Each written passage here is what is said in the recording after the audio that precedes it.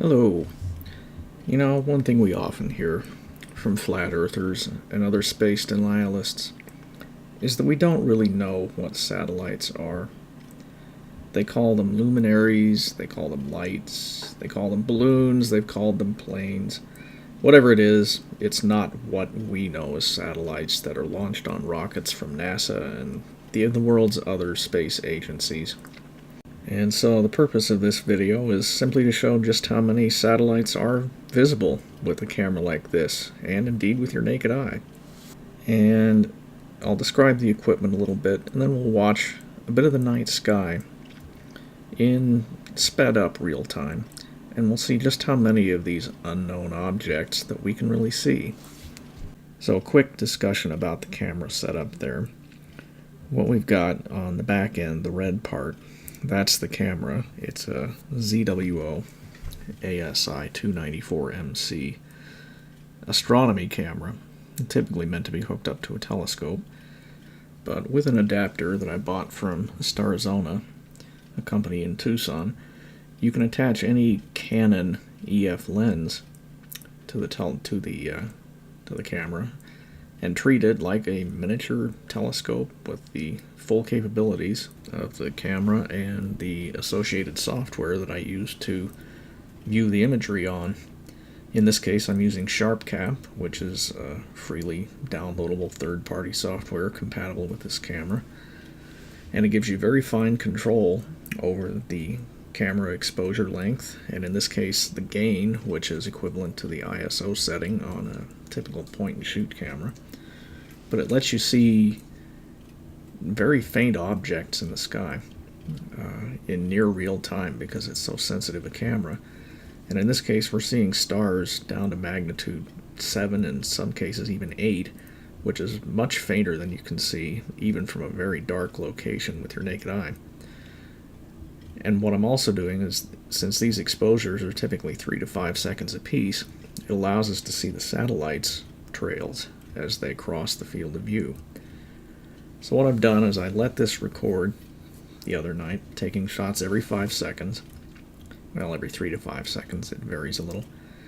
And then I've sped up this footage quite a lot, I think by 12 times. So time is flying very quickly, as you can see on that clock at the very top.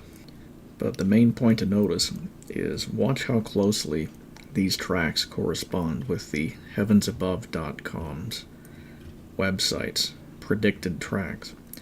And you'll notice that it's almost dead on in every case that I show here.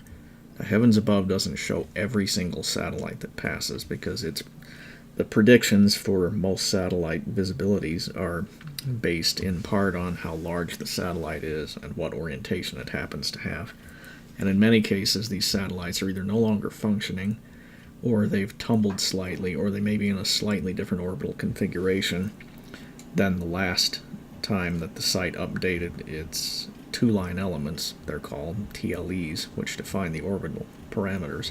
So there's a few satellites here that I have to mark unknown because I don't know what they are, and I couldn't find them on Heavens Above or on Stellarium. But very few of those. In all the cases where I show the map, the sky map, you'll see that it corresponds nearly exactly. So let's sit back and enjoy, and I'll comment on a few as time comes up. And conveniently, notice right there was a plane just went by. Notice the difference, flat earthers and space deniers, of what a plane looks like compared to what these satellite trails look like. They're not at all the same, and they are easily differentiable every single time. Watch especially for the strobe lights on the wings that flash along the streak. Satellites don't have that. While we're watching here too, there's a few large gaps where nothing happens. So I'll label on here a few of the deep sky objects you can see, because there are quite a few visible, even with this short an exposure.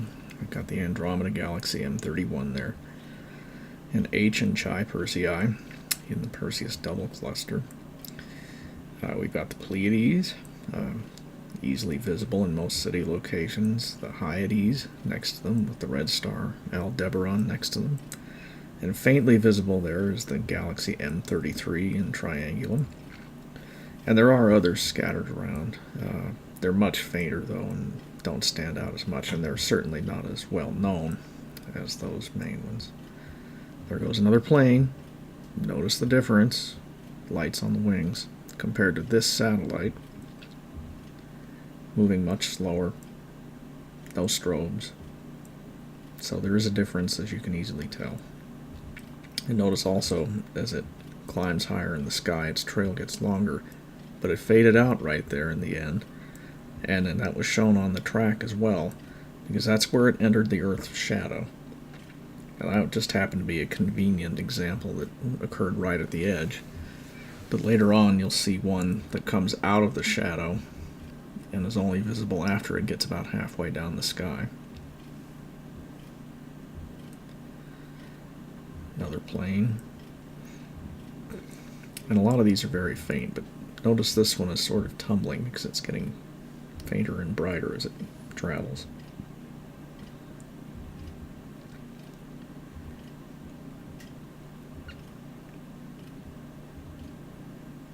Another plane.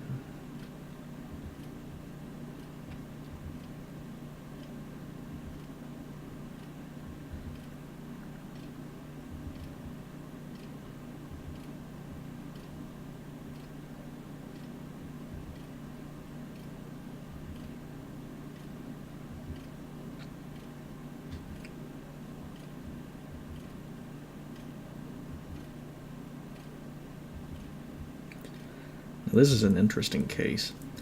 I'm assuming these are two defunct Iridium satellites because they were launched in pairs, so in case one went bad, the other one would be there as a backup.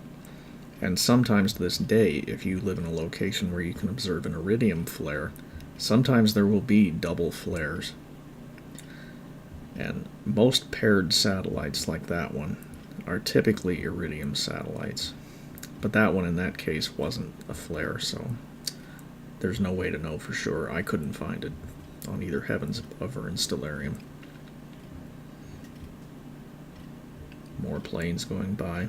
At around 8 o'clock p.m. my time, they switched to one of the alternate departures at the Salt Lake Airport, so that's why you're seeing all these planes taking almost exactly the same path south, because that's one of the standard departure routes out of the airport.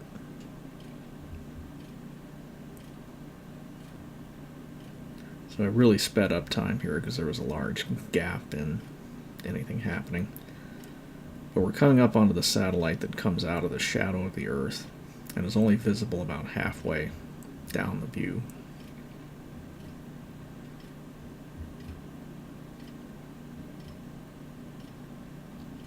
And there went a small satellite that I couldn't even find.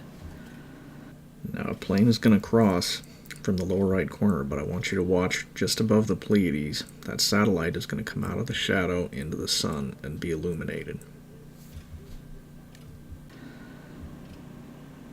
And notice on the Heavens Above map, it shows it just starting out of thin air, right up there north of Aldebaran.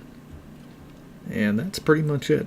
That's all I got. I want to thank you for watching, and I hope you've gotten a little something out of it, and hopefully you have realized that there is more going on up there than you might originally have thought, especially if you don't live in a dark location.